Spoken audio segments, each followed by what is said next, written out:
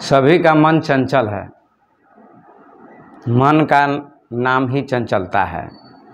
ये मन बिल्कुल नहीं ठहरता है, भागता रहता है, कहीं कहीं भागता रहता है।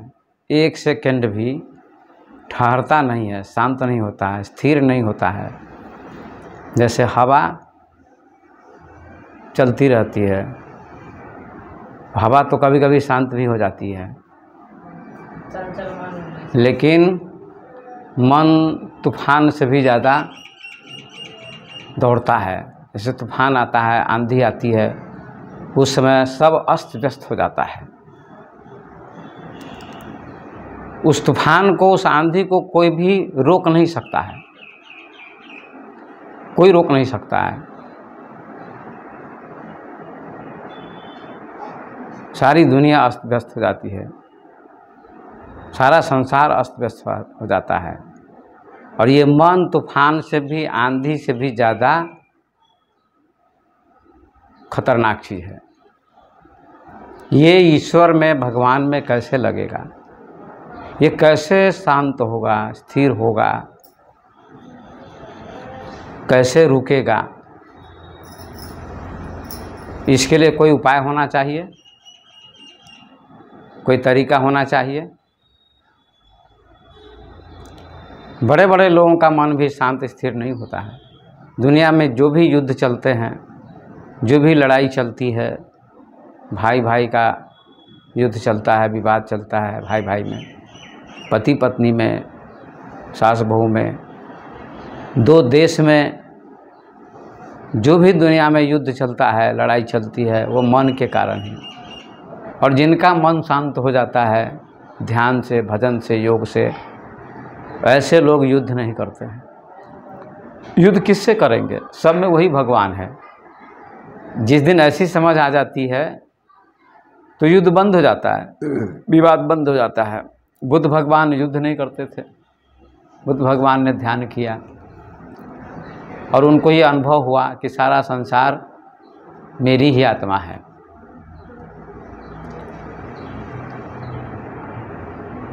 किसी को दूसरा मानते ही नहीं थे। दूसरा मानेंगे तभी युद्ध होगा, झगड़ा होगा, लड़ाई होगी। दूसरा नहीं मानेंगे तो लड़ाई होगी नहीं। ज्ञानी की दृष्टि है कि सब अपना ही है। जैसे अपना अंग, आपके शरीर में, हमारे शरीर में बहुत सारे अंग हैं। अपने अंग से कोई युद्ध करता है? नहीं करता है। हाथ से कोई युद्ध करता है? पैर से नहीं करता है। आँख से नहीं करता है। कान से, नाक से, मुंह से, पेट से, किसी अंग से युद्ध नहीं करता है, क्योंकि सारे अंग प्रिय हैं, अच्छे हैं।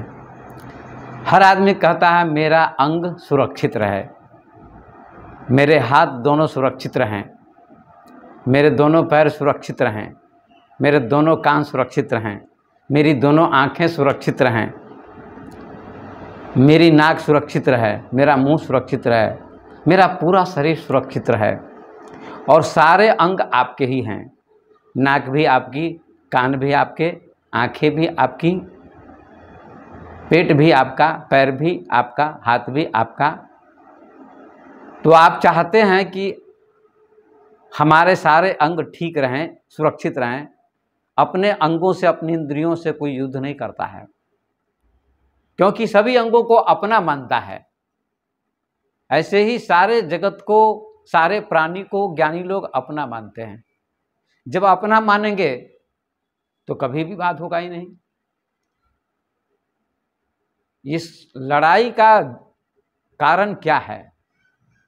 लड़ाई का कारण क्या है? मन है। और जिन्होंने मन को वश में कर लिया, उसने सारे संसार को वश में कर लिया। बुद्ध भगवान, विवेकानंद, शंकराचार्य, मीरा, सबरी, पतंजलि, गोरख, नानक, दादू, दरिया, सहजो, पलटू, कबीर, लाओत्से, प्लेटो, गांधी जी, बहुत सारे महापुरुष हुए। उन लोगों ने अपने मन को बस में कर लिया। उनका मन शांत हो गया, स्थिर हो गया, अपने वश में हो गया। तो फिर युद्ध करने की क्या जरूरत है? कोई जरूरत नहीं।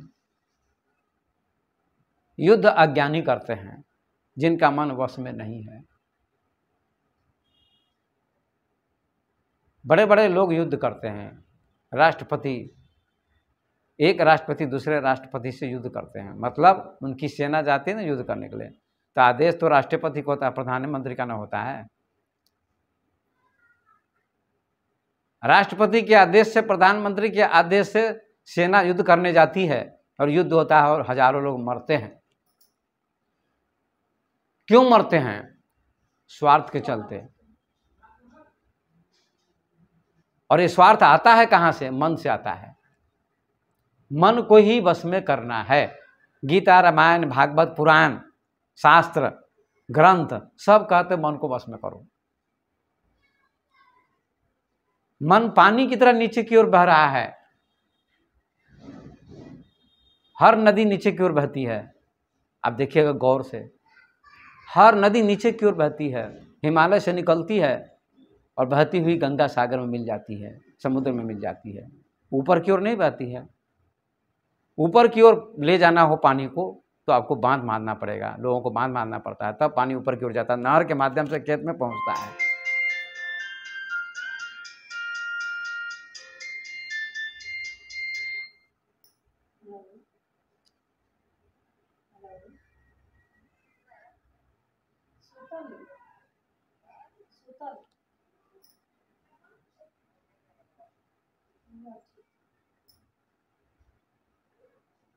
या पाइप के माध्यम से ऊपर ले जाइए आप पानी को, ऊपर चढ़ेगा, पाइप का सहारा लेना पड़ेगा।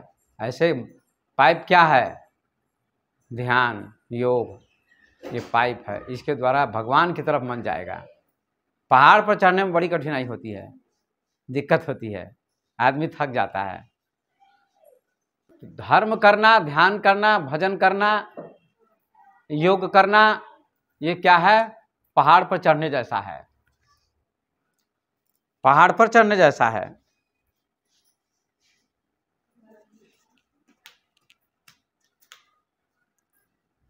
लेकिन पहाड़ पर कोई कोई चढ़ जाता है, जमीन पर चलने में कोई दिक्कत नहीं होती है, आराम से लोग चलते हैं जमीन पर। हर आदमी दुखी है, हर आदमी अशांत है, हर आदमी परेशान है। धन है, संपत्ति है, मकान है, दुकान है, कार है, मोटरसाइकिल है, टेलीविजन है, कंप्यूटर है, लैपटॉप है, मोबाइल है, हजारों चीजें हैं, फिर भी आदमी अशांत है। और मिल जाए, और मिल जाए, और मिल जाए, और की जो कामना है यही दुख देती है। और किस में है? मन कहता और मिले, और मिले, और मिले। सिकंदर भी हमारे देश में आया, भारत में, भारत को जीतने, उसको भी संतुष्टि नहीं थी धन से। कई देशों को जीता लेकिन मन को नहीं जीत पाया।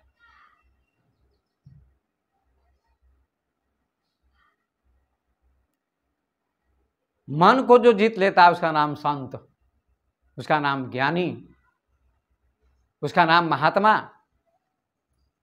महात्मा वस्त्रों से नहीं होता है, जो मन को जीत लेता है वह महात्मा।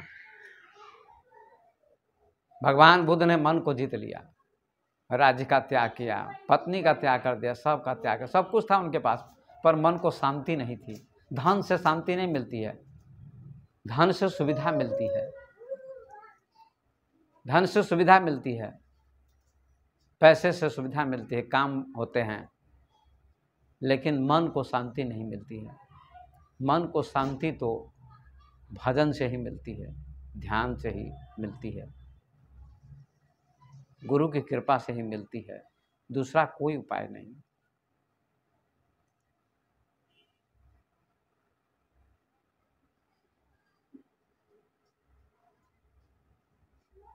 संत महात्मा के पास क्यों बैठते हैं आप लोग? सत्संग में क्यों जाते हैं? संत महात्मा का मन शांत होता है,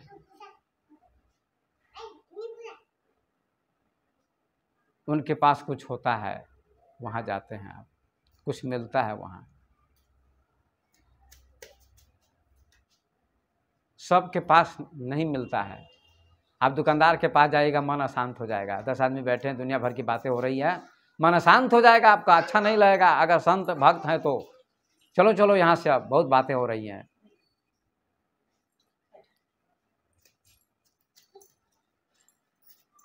संसार में दुख ही दुख है, अशांति अशांति है, टेंशन है, तनाव है। हम लोग संसार की बात करते हैं, कुछ नहीं करते हैं। मैं केवल सत्संग की, ध्यान की, योग की बात करता हूँ, शांति की बात करता हूँ, परमात्मा की बात करता हूँ। जिसके पास जो होगा वही देगा। फूल में सुगंध होती, सुगंध ही मिलती है। फूल सुगंध देता है, दुर्गंध नहीं देता कभी। सूरज में प्रकाश है, वो प्रकाश ही देता है, अंधकार कभी नहीं देता है। वृक्ष में फल है, वो फल ही देगा। संत भी वृक्ष की तरह होते हैं, संत भी नदी की तरह होते हैं। नदी बहती रहती है, जो कोई डुबकी लगा ले। गंगा बहती है, जो कोई डुबकी लगा ले। इसलिए लोगों ने कहा है, सत्संग की गंगा बही जाए, चाहे जो कोई नहाए। सत्संग की गंगा बही जाए, चाहे जो कोई नहाए। सत्संग की गंगा बह रही, जो भी नहा ले, कोई किसी को गंगा मना नहीं करती है। आओ डुबकी लगाओ। संत भी किसी को मना नहीं करते, लेकिन लोग नहीं आ रहे हैं। किसी को फुर्सत ही नहीं करते, फुर्सत नहीं है, फुर्सत नहीं है। मर जाओगे तो फुर्सत ही फुर्सत है। चले जाओगे जहन्नुम में, यमराज के घर, फुर्सत ही फुर्सत मिलेगी। फुर्सत नहीं है, फुर्सत नहीं है। हाय हाय, फुर्सत नहीं है। कुत्ता बिल्ली बनोगे तो फुर्सत मिलेगी। ज्ञानी ने कुत्ते बिल्ली को कि सत्संग सुने, हाथी को घोड़े को, उनको ज्ञानी ने बुद्धि नहीं है, वो क्या सत्संग सुनेंगे? आपको समय निकालना पड़ेगा ना। आदमी होकर नहीं समझ रहा है तो आदमी बैल बन जाएगा तो क्या समझेगा? जब तक रहेगी जिंदगी, फुर्सत न होगी काम से। एक समय ऐसा निकालो, प्रेम करो भगवान से। समय निकालना पड़ेगा। शादी विवाह होता है, सारे काम छोड़ के लोग शादी विवाह में लग जाते हैं। लगते हैं कि नहीं लगते हैं? लगते हैं। कोई बीमार पड़ गया बहुत ज्यादा, 1000 काम छोड़ के उसको हॉस्पिटल में ले जाना पड़ेगा। दुनिया को त्यागना पड़ेगा, उस समय सबको छोड़ना पड़ेगा। उस आदमी को स्वस्थ करने के लिए हॉस्पिटल ले जाना पड़ेगा। गुरुदेव का काम भी क्या है? इलाज करना। गुरुदेव भी इलाज करते हैं। गुरुदेव भी इलाज करते हैं, मन का इलाज। डॉक्टर शरीर का इलाज करते हैं, गुरुदेव मन का इलाज करते हैं। आपके मन की सर्जरी करते हैं। आओ सर्जरी करता हूं। बड़ी कठिनाई होती सर्जरी में, बेहोश करना पड़ता है। आपको बेहोश करेंगे हम, सर्जरी करेंगे, सुई भोंकेंगे। तो सुई भोंकेंगे तो दर्द होगा ही, पीड़ा होगी। गुरुदेव पकाते हैं। गुरुदेव भट्ठा है, उसमें ईंटें पकती हैं।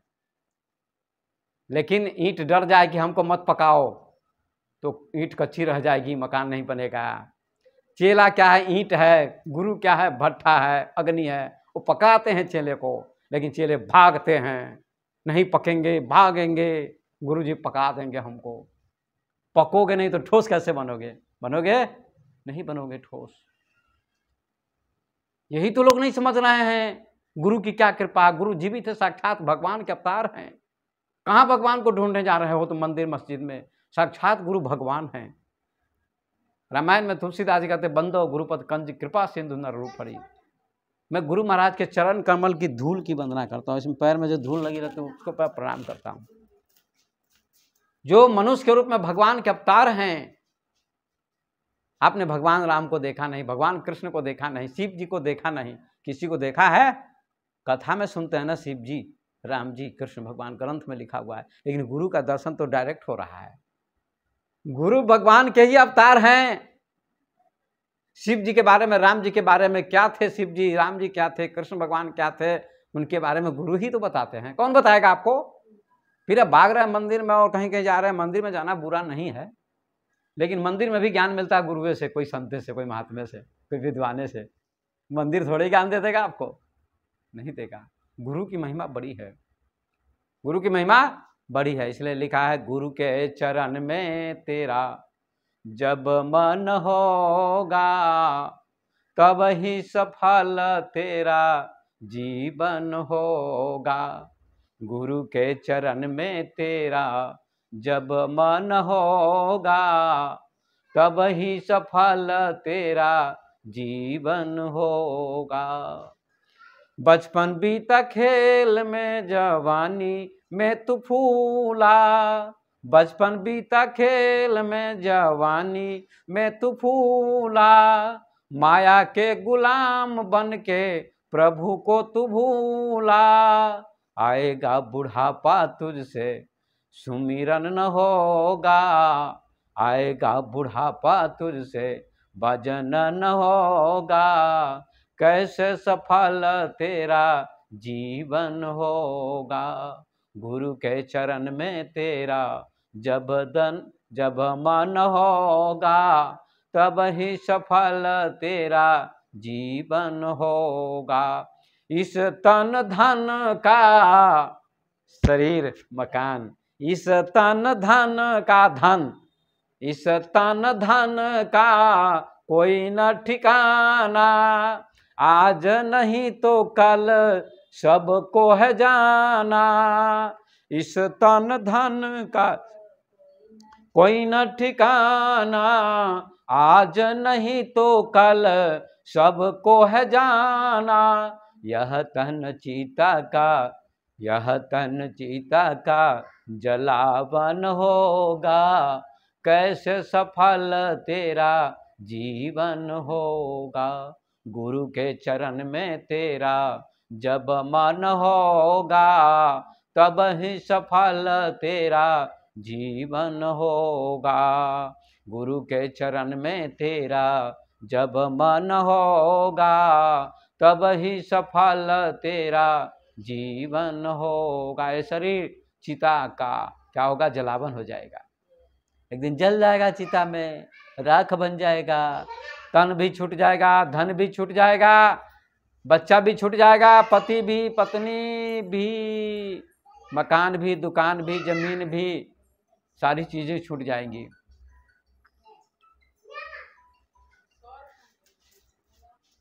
प्रेम से पुकार के तुम गुरु को रिझा लो, प्रेम से पुकार के तुम गुरु को रिझा लो।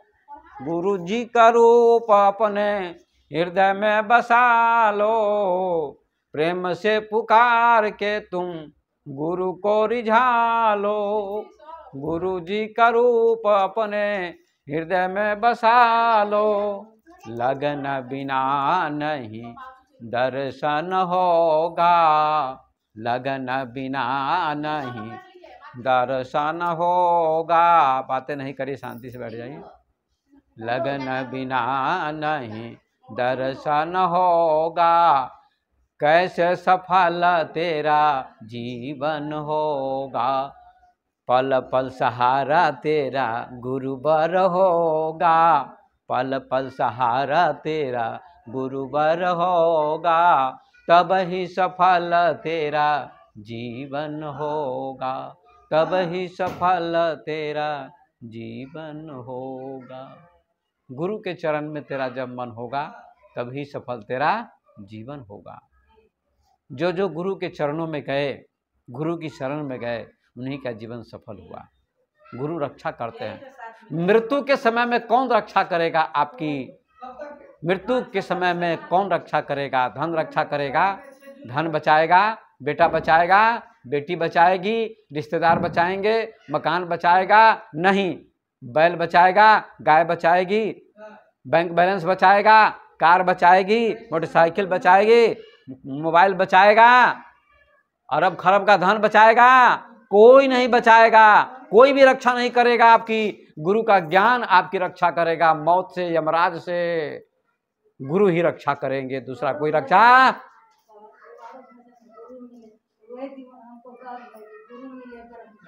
हाँ, गुरु मेरा मिले ब्रह्म ज्ञानी। हाँ, गुरु मिले ब्रह्म ज्ञानी। ब्रह्म ज्ञानी गुरु मिलना सबके बस की बात नहीं। कहते हैं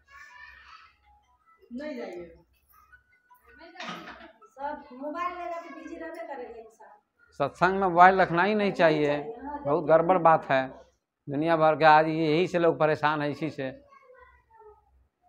गुरु कदम कदम पर रक्षा करते हैं, जैसे माँ बेटे की रक्षा करती, छोटे बच्चे की रक्षा करती है, पालन पोषण करती है, दूध पिलाती है, स्नान कराती है, मल मूत्र साफ करती है। सांसारिक दृष्टिकोण से ऐसे गुरुदेव यमराज से रक्षा करते हैं, बचाते हैं, दुख से बचाते हैं, जन्म मरण के चक्र से छुड़ाते हैं कि तुमको 84 लाख योनि में भटकने नहीं देंगे, तुमको कुत्ते बिल्ली की योनि में जाना नहीं पड़ेगा, तुम हमारा हाथ पकड़ लोगे तो तुमको भगवान के धाम पहुंचा देंगे। जैसे मेले में बच्चा माँ का हाथ पकड़ ले, माँ की उंगली पकड़ ले तो नहीं भटकेगा, उंगली छूट जाएगी तो भटक जाएगा। संसार मेला है, इसमें भटक जाओगे और कहीं सहारा न मिलेगा, भटकते रहोगे। एक गुरु और शिष्य कहीं जा रहे थे यात्रा में, बातें न कीजिए ना। एक गुरु और शिष्य जा रहे थे यात्रा में, यात्रा करते करते जंगल आया, रात हो गई, शाम हो गई, तो गुरुदेव ने चेले से कहा, बेटा ऐसा करो, रात हो गई है, कोई आश्रम कुटिया ढूंढते हैं, यहीं रुक जाएंगे। कहते हैं कोई आश्रम मिल गया, कुटिया मिल गई, वहीं ठहर गए, वहीं सो गए। लेकिन सोने से पहले गुरुदेव कहते हैं, बेटा यहाँ झाड़ी है, जंगल है चारों तरफ, तुम सो जाओ, मैं बैठा रहूँगा, तुम्हारी रक्षा करूँगा, देखभाल करूँगा। जंगल में बाघ शेर भी होते हैं, सांप बिच्छू भी होते हैं, क्या पता कोई घटना घट जाए, इसलिए मैं तुम्हारी रक्षा करूँगा, बेटा तुम सो जाओ। चेला कहता है, शिष्य कहता नहीं गुरुदेव आप सो जाइए, मैं आपकी देखभाल करूँगा, आपकी सेवा में खड़ा रहूँगा, बैठा रहूँगा। गुरु जी कहते नहीं, तुम मेरी आज्ञा का पालन करो, मैं जो कहता हूँ वो करो। शिष्य को गुरु की आज्ञा का पालन करना चाहिए, शिष्य को गुरु की आज्ञा का पालन करना चाहिए। तीन बात में गुरु की आज्ञा का पालन नहीं करना चाहिए। 3 जगह गुरु की बात का उल्लंघन कर दो, नहीं मानो, 3 जगह तो आपको पाप नहीं लगेगा। हर जगह गुरु की बात का पालन आपको करना पड़ेगा, हर जगह आपको गुरु की बात का पालन करना पड़ेगा। 3 जगह गुरु की बात को मत मानिए आप। कहाँ कहाँ याद रखिएगा आप लोग, 3 जगह गुरु की बात को मत मानो। भोजन के समय में, भोजन के समय में गुरु जी भोजन कर रहे हैं, अभी रसगुल्ला ले आई, मैं रसगुल्ला खाता नहीं हूँ, लेकिन क्या प्रेम इतना है कि ले आई, आओ बढ़िया बढ़िया चीज़ देती, मतलब एकदम सात्विक चीज़ खिलाती है कि गुरु जी का स्वास्थ्य अच्छा हो जाए। और वास्तव में हमको स्वास्थ्य अच्छा हो रहा है, बहुत लाभ मिला है। इतना केयर करती है कि क्या चीज़ खिलाएं गुरु जी को कि गुरु जी का स्वास्थ्य सही हो जाए। ये किरण है ना, 24 घंटे ध्यान में रखती है कि गुरु जी को ऐसी चीज़ खिलाएं जिससे गुरु जी का स्वास्थ्य अच्छा रहे, पेट अच्छा रहे, स्वस्थ रहेंगे तब ना हमको आशीर्वाद देंगे। ये कितनी अच्छी भावना है कि गुरु जी स्वस्थ रहें। गुरु जी को क्या खिलाएं, कौन चीज पचेगी, किस चीज से शरीर स्वस्थ रहेगा। गुरु जी स्वस्थ रहेंगे, गुरु जी जीवित रहेंगे तो दर्शन होता रहेगा, हमारा जीवन सफल होता रहेगा। ऐसा मौका बार बार मिलेगा, साल में एक बार जरूर मिल जाएगा, मेरे यहाँ आकर दर्शन देंगे और लोगों को लाभ मिलेगा। कितनी अच्छी भावना से।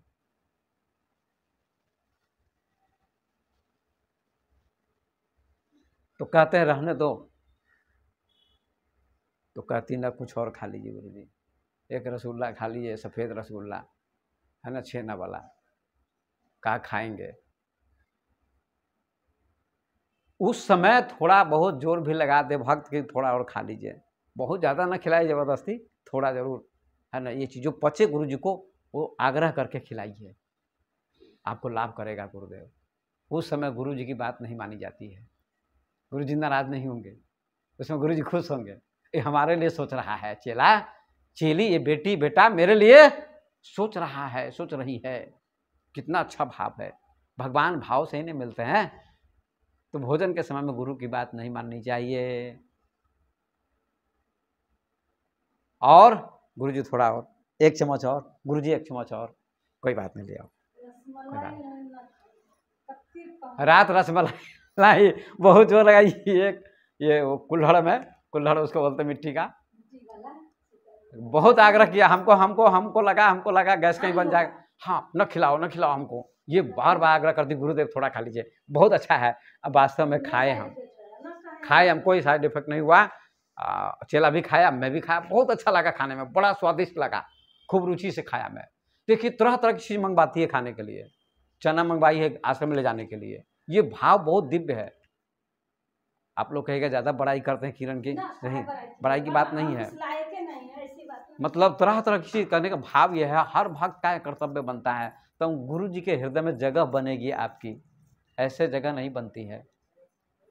बहुत लोग नाराज भी होते हैं, दुखी भी होते हैं, गुरु जी फला को ज़्यादा मानते हैं, हमको कम मानते हैं। ऐसी बात नहीं है, ऐसी बात नहीं है। ये सूरज का प्रकाश सबको समान मिलता है। गंगा जी सबके लिए बराबर बहती है, बहती कि नहीं बहती है? लेकिन जो एक लोटा पानी निकालेगा उसको एक लोटा मिलेगा, जो एक बाल्टी निकालेगा उसको एक बाल्टी नहीं मिलेगा, जो एक ड्राम निकालेगा उसको एक ड्राम मिलेगा, और जो उसमें स्नान करेगा बराबर उसको और ज़्यादा लाभ मिलेगा। मिलेगा कि नहीं? इसमें गंगा जी का क्या दोष है? बोलिए, कोई दोष है? नहीं है। आपका पात्र जितना बड़ा है, बर्तन जितना बड़ा है, उतना ही पानी मिलेगा आपको। इसलिए जितनी सेवा करिएगा उतना आशीर्वाद मिलेगा, सेवा नहीं करिएगा आशीर्वाद नहीं मिलेगा। फूल के पास बैठेगा सुगंध मिलेगी, नहीं बैठेगा नहीं मिलेगी। पंखे के पास बैठेगा हवा मिलेगी, दूर चले जाएगा नहीं मिलेगी। ये पंखे का दोष होगा कि आपका दोष होगा? आपका दोष होगा। याद रखिए आप लोग। तो गुरु कहते हैं मेरी बात का पालन करो। तो भोजन में और सेवा करने में, कभी कभी कपड़ा धोना पड़ता है गुरु जी का, कभी कभी चरण सेवा भी शिष्य लोग करते हैं, पैर दबाते हैं, है ना। तो गुरु कहते हैं बस हो गया अब रहने दो, 5 मिनट 10 मिनट हो गया, आप ज़्यादा ना करो। और अच्छा चला रहा था कहता है 2 मिनट और कर लेते हैं गुरु जी, नहीं तो डुप्लीकेट चला रहा था कहता है गुरु जी सेवा करवाते हैं, गुरु जी सेवा करवाते हैं। उसे हम लोग चरण की सेवा वगैरह नहीं करवाते हैं, लेकिन कभी बीमार वगैरह पड़ जाते हैं तो लोग सेवा करते हैं। तो भोजन में और सेवा में और दान में अगर आपके पास सामर्थ्य है तो आप दान कीजिए। शास्त्र कहता है 10वां अंश गुरु को देना चाहिए। गुरु मुक्ति देते हैं, बेटा मुक्ति नहीं देगा। कितना विधान बेटा को दे दीजिए, बेटा कहता आपने क्या दिया, क्या दिया, अलग भी हो जाता है। डॉक्टर इंजीनियर बन जाता है और बहू आ जाती है पत्नी पढ़ी लिखी, अलग हो जाता है, दिल्ली बंबई बेंगलोर चला जाता है, काठमांडू चला जाता है, अमेरिका चला जाता है, और माँ टटर करती रहती बुढ़ापे तक। क्या मैं ये नहीं कहता कि बेटा को नहीं दीजिए, बेटा को पढ़ाइए लिखाइए, अच्छा संस्कार दीजिए, अच्छा संस्कार दीजिए कि मैं सेवा करती हूँ संत महात्मा की, तुम भी करना बेटा। बहू को भी ये संस्कार दीजिए, तुम भी करना बहू, संत को प्रणाम करो, गुरु जी को प्रणाम करो, उनसे प्रवचन सुनो, कथा सुनो, सेवा करो, लाभ मिलेगा। तो दान भी करना चाहिए, दान भी करना चाहिए। दान करने से धन बढ़ता है, घटता नहीं है। चिड़िया चोंच भर ले गई, घटे न सरिता नीर, दान दिए धन न घटे, जो सहाय रघुवीर। शास्त्र के अनुसार 10वां अंश गुरु को देने का हक है चेला को। 10,000 में 1,000, 1 लाख में 10,000, 10 लाख में 1 लाख, ये देने का अधिकार है, हक है चेला को।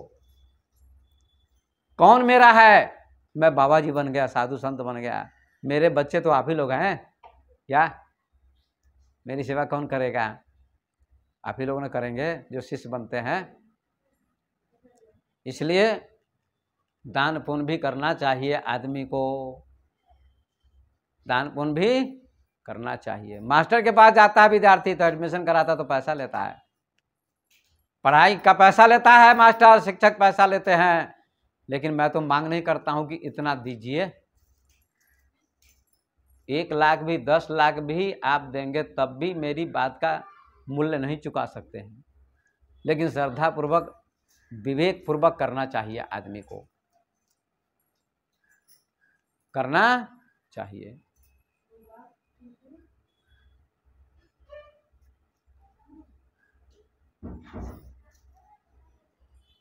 तो गुरु महाराज कहते हैं बेटा तुम सो जाओ, मैं तुम्हारी रक्षा करूंगा, बैठिए। दान में, भोजन में, सेवा में, 3 बात में गुरु की बात नहीं मानो। 3 जगह देखिए, मैंने कहा चना मत लाओ किरण, लेकिन चना ले आई। मैंने कहा गंजी मत लाओ, गमछा मत लाओ, फिर भी ले आई। मेरी आज्ञा का उल्लंघन किया ना, लेकिन उनको पाप नहीं लगा, पुण्य होगा। मेरे हित के लिए लाती है, गुरु जी पहनेंगे, कीमती कपड़ा पहन के खरीद के लाई है कुर्ता के लिए, परेरिया में भी मिला था कपड़ा, ये लाई है, उससे भी अच्छा कपड़ा है, सॉफ्ट एकदम पहनने वाला।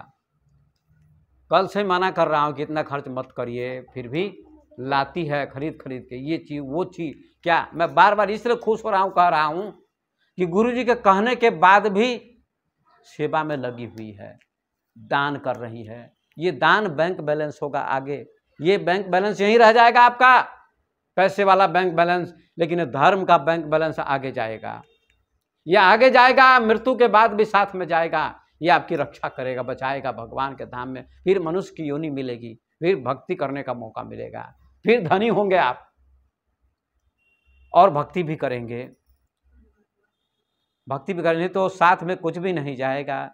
छोड़कर संसार जब तू जाएगा, कोई न तेरा साथी साथ निभाएगा। छोड़कर संसार जब तू जाएगा, कोई न तेरा साथी साथ निभाएगा। कोई साथी साथ नहीं निभाएगा मृत्यु के समय में, सब रोते रहेंगे, देखते रहेंगे, और जीवात्मा निकल जाएगी, प्रस्थान कर जाएगी, ये पंछी निकल जाएगा, और कहाँ जाएगा कोई पता नहीं। लेकिन गुरु गारंटी देते हैं कि तुम शरीर छोड़ोगे तो तुम्हारा शरीर कहाँ, तुम्हारी आत्मा कहाँ जाएगी। अगर भक्ति करोगे, बढ़िया से ध्यान योग सत्संग करोगे तो परमात्मा में समा जाएगी, और नहीं तो मनुष्य का शरीर फिर मिलेगा। नहीं तो शास्त्र कहते 84 लाख योनि में चले जाओगे, कुत्ते बिल्ली घोड़े गधे में चले जाओगे, तो पछताना पड़ेगा। नहीं पछताना पड़ेगा? कितना दुख है कुत्ते को, बिल्ली को। कुत्ता बिष्ठा खाता है, बिल्ली चूहा खाती है, बैल घोड़ा गधा मगरमच्छ चिट्टी सुअर, न जाने कितनी नीच नीच योनियां। यही तो नरक है, यही नरक है। आप आंखों से देख रहे हैं कुत्ते को नग्न घूम रहा है, बिल्ली नग्न घूम रही है, मनुष्य को छोड़ के सभी नंगे रहते हैं। कभी चिंतन किया नग्न क्यों रहते हैं वे लोग? भजन नहीं किया इसलिए नग्न रहते हैं, भजन नहीं किया इसलिए नग्न रहते हैं। जो नारी पर्दा करे गुरु की सुने न बात, सो तो होएगी कुतिया फिरे उघारे गात। जो नारी पर्दा करती, गुरुजी से घूंघट करती, सत्संग नहीं सुनने आती है, वो मरेगी तो कुतिया बनेगी, शास्त्र संत कहते हैं। मैं नहीं कह रहा हूँ, बड़े बड़े विद्वानों ने कहा है, अनुभव करके कहा है। जो नारी पर्दा करे गुरु की सुने न बात, गुरु की बात नहीं सुनती है, गुरु की आज्ञा का पालन नहीं करती है, महापुरुष की बात को नहीं मानती है, तो सो तो होएगी कुतिया फिरे उघारे घात। नग्न कुतिया घूमती है, नग्न कुत्ता घूमता है, नग्न बैल रहता है, नग्न गाय रहती है, नग्न हाथी रहता है, नग्न सुअर रहता है, नग्न भैंस रहती है, नग्न बैल रहता है, नग्न सारे प्राणी रहते, मनुष्य को छोड़ करके सभी नग्न घूमते हैं। यही क्या है? नरक है। सोचो।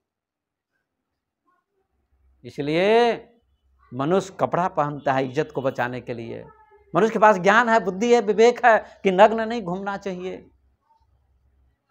उसको ज्ञान ही नहीं, क्योंकि भजन नहीं किया, भक्ति नहीं की, सत्संग नहीं किया, ध्यान नहीं किया, योग नहीं किया, भजन नहीं किया, तो उसको नीच योनि मिल गई। छोड़कर संसार जब तू जाएगा। मेरे पास बहुत भजन है, सैकड़ों भजन मैं जानता हूँ, सैकड़ों ज्ञान की बातें, हजारों ज्ञान की बातें। सुनते रहिए, खजाना भरा पड़ा है, सुनिएगा तब ना। धन के लिए कोई नहीं मना करता है कि धन न चाहिए। अब कितना बैंक बैलेंस हो जाए, अरब खरब खरब खरब। अज्ञान के लिए हो गया बाबा, आपका आज सुने बाबा के 3-4 दिन से सुन रहे हैं, बहुत आ गए, तृप्त हो गए, है ना। एक कान से सुना, दूसरे कान से निकाल दिया। इससे कोई फायदा होगा? फायदा होगा सुनने से। जितना सुनिए उतनी जिज्ञासा बढ़नी चाहिए, आपको सुनने की इच्छा बढ़नी चाहिए। जितना पैसा बढ़ता जाता है ना, उतना मन बढ़ता जाता है। आप दुकान अच्छी चलती है, व्यापार अच्छा चलता है, तो मन आदमी का संतुष्ट होता है, शांत होता है, सुखी होता है, अच्छा लगता है। ऐसे ज्ञान को भी सुनिए और अच्छा लगेगा, आपका ज्ञान का विकास होगा, जीवन अच्छा पवित्र होगा। इसलिए कहते छोड़कर संसार जब तो जाएगा, कोई न तेरा साथी साथ निभाएगा। तूने भजन किया न प्रभु का, सत्संगन किया 2 घड़ियाँ। तूने भजन किया न प्रभु का, सत्संग किया न 2 घड़ियाँ। यमदूत पकड़ ले जाए, हथकड़ियाँ कौन छुड़ाएगा। चोरी करता है, डकैती करता है, पुलिस आती है, हाथ में हथकड़ी लगा के ले जाती है, जेल में ठूस देती है। ऐसे ही आपको भी यमराज पकड़ेगा और जेल में ठूस देगा। मनुष्य का शरीर नहीं मिलेगा तो जेल में चले जाइएगा ना।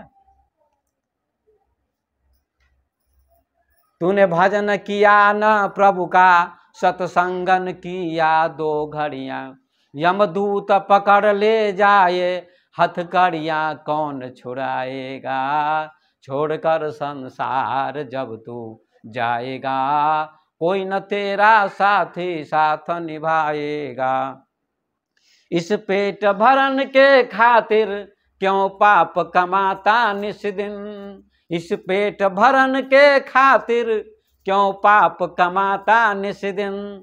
शमशान में लकड़ी रच के आग लगा बे एक दिन, शमशान में लकड़ी रच के आग लगा बे एक दिन, राख हो जाएगा। छोड़कर संसार जब तू जाएगा, कोई न तेरा साथी साथ निभाएगा। पेट के खातिर झूठ मत बोलो, ठगो मत किसी को, कर्म करो, व्यापार करो, धंधा करो, परिश्रम करो, कमाओ खाओ, परिवार का पालन पोषण करो, मगर दूसरे को धोखा मत दो। झूठ मत बोलो, ठगो मत, लोभ मत करो दूसरे के धन पर। क्यों करता मेरा मेरा ये चिड़िया रैन बसेरा, क्यों करता मेरा मेरा ये चिड़िया रैन बसेरा। यहाँ कोई रहने नहीं आया, ये चंद दिनों का डेरा। ये गौशाला में रहना नहीं सब। कहाँ जाना है, कहाँ जाना है? गौशाला में नहीं रहना है, सब मकान छूट उठ जाएगा। चले जाना है नदी के तट पर, अंतिम में जाना है ना, उस दिन की याद करना है सबको। क्यों करता मेरा मेरा इतना सुंदर शरीर अग्नि में जल के राख हो जाएगा।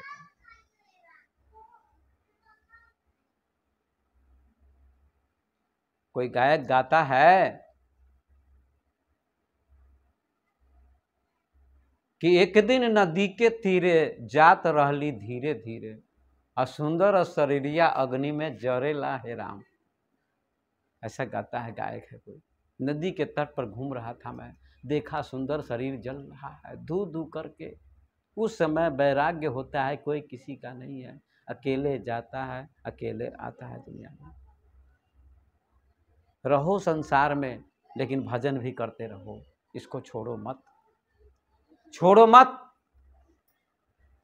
क्यों करता मेरा मेरा ये चिड़िया रैन बसेरा, यहाँ कोई रहने नहीं आया, ये चंद दिनों का डेरा।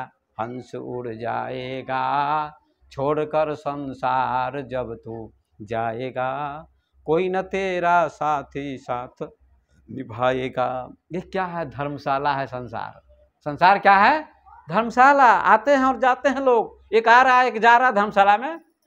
संसार भी धर्मशाला है, स्टेशन है, स्टेशन पर गाड़ियां आती हैं, लोग गाड़ी पकड़ने जाते हैं, कोई आ रहा है कोई जा रहा है, कोई आ रहा है कोई जा रहा है। नहीं, आज किसी का विवाह है और कोई मर भी गया होगा। ये संसार है। दुनिया का गुलशन सदा ही रहेगा, ये तो जहां में लगा ही रहेगा। आना किसी का जग में, जाना किसी का, आना किसी का जग में, जाना किसी का, नहीं चाहिए दिल दुखाना किसी का। क्या सुंदर कहा है। इसलिए आप लोग चिंतन करिए। और अंतिम कड़ी में कहते हैं, प्रभु के भजन में निस दिन तू प्रीत लगा ले बंदे। प्रभु के भजन में निस दिन तू प्रीत लगा ले बंदे, कट जाएंगे तेरे जन्म मरण के फंदे, पार हो जाएगा छोड़कर संसार जब तू जाएगा, कोई न तेरा साथी साथ निभाएगा। ऐसा कहा है। बोलिए गुरुदेव भगवान की। भगवान वेद व्यास महाभारत में कहते हैं, ध्यान से सुनिए कान लगाकर। महाभारत में वेद व्यास जी लिखते हैं कि धनानि भूमौ पशवस्य गोष्ठे भार्या गृद्वारे जना शमशाने देहश्चितायाम परलोक मार्गे धर्मानुगो गच्छति जीवय कह, संस्कृत में कहा है। इसका अर्थ क्या है? धनानि भूमौ पशवस्य गोष्ठे, हे मानव, हे जीव, जब तुम संसार से जाओगे तो क्या जाएगा तुम्हारे साथ में? धन संपत्ति यहीं रह जाएगी, हाथी घोड़े यहीं रह जाएंगे। धनानि भूमौ पशवस्य गोष्ठे, भार्या गृहद्वारे, स्त्री घर के द्वार पर खड़ी रह जाएगी, शमशान घाट तक भी नहीं जाएगी। गांव के लोग जना शमशाने, शमशान घाट तक जाएंगे। जना शमशाने देह चितायाम, शरीर चिता में जल के राख हो जाएगा। परलोक मार्गे धर्मानुगो गच्छति जीवय का, परलोक में कौन जाएगा? तो केवल धर्म जाएगा, केवल धर्म जाएगा, कर्म जाएगा, दान जाएगा, पुण्य जाएगा, भक्ति जाएगी, यही जाएगा, कुछ नहीं जाएगा। समझ गए? फिर भी हाय हाय हाय हाय कर रहे हैं। गुरुजी कहेंगे कुछ कर दो आश्रम में, आपको चाहे किसी को परेशानी नहीं होनी चाहिए। समय पर कुछ न कुछ दान पुण्य करना चाहिए।